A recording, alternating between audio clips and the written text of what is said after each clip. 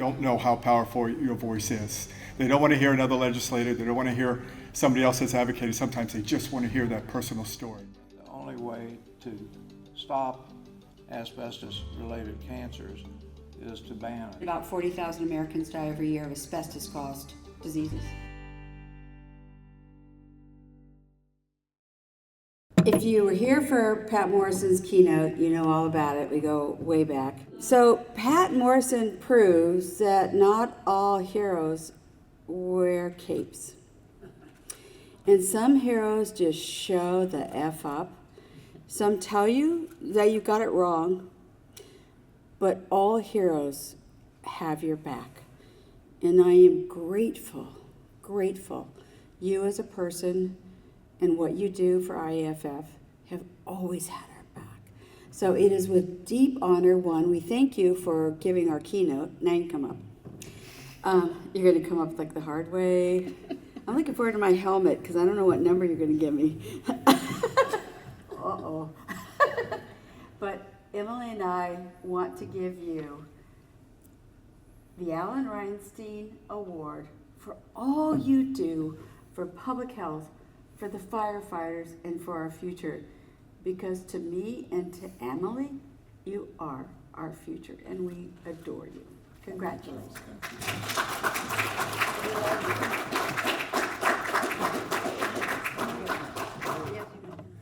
I'd like to thank my agents, Linda and Emily Reinstein. And the Emmys are tomorrow. For getting me to this position in here. I'm forever grateful.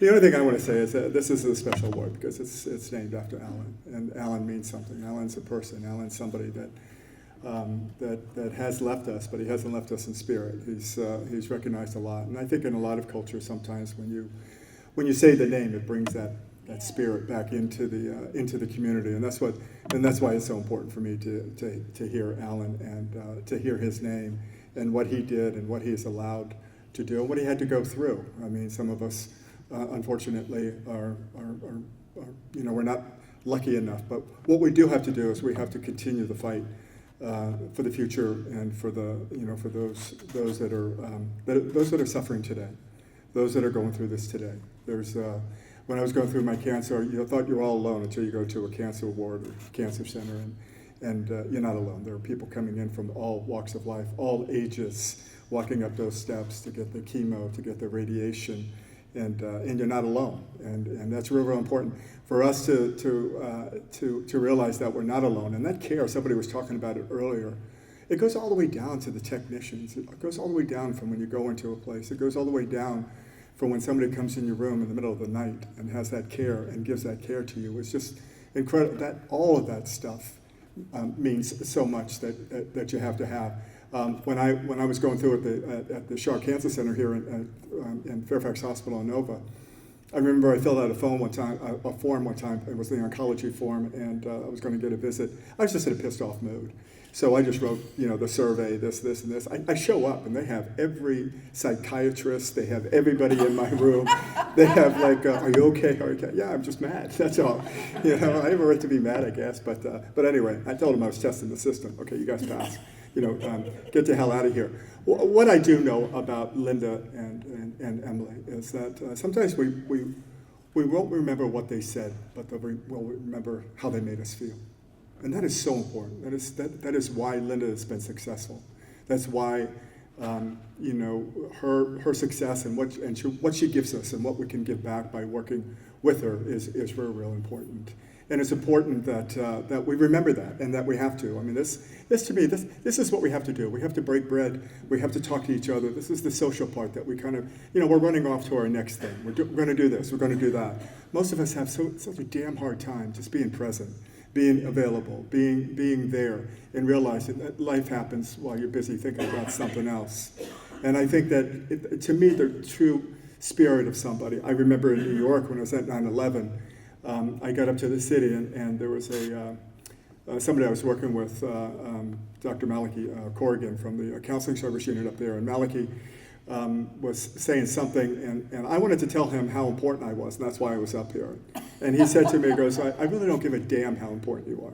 What I do know is Dr. Berzant says you're a good guy, so you're a good guy, get out of here. And that's what it is. It's vouching for that. And I think what we have done today is we vouched for this organization and for Linda. We vouched for her. She doesn't do it herself. She doesn't talk about that. That's not who she's about.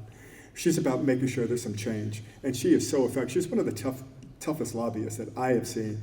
And I go in there. It scares me to death sometimes because, I don't know what she's going to say, but she's really patient. She really knows it, both sides of the aisle. She knows what she's talking about. She does it. And I was real impressed. What I was impressed with are those congressmen that really reach out and say, Linda, we hear you. We know what's going on. And so she is the voice. We have to make sure that in the future that are we spending the money in the right areas? Are we putting the capital in the right areas? Are we putting the programs together? We could do this a lot, but I think we all have a lot of input that we can continue to do to make this thing happen, because it happens at all levels. I'm just so impressed with the physicians and the doctors. Mount Sinai, I miss Dr. Jim Milius. I just wanted to, Jim was a dear friend of the fire service, and he passed away unexpectedly. But he always helped us. He was always at our health and safety symposiums. He was always telling us, what we need to do in a way that was so gentle and kind and not about himself. And I really feel if we can get out of ourselves, which is important, and then we can help others. And I think there's nothing true testament to being on this earth is to give to somebody else. So I want to thank you, and I thank Linda and Emily. Thank you so much.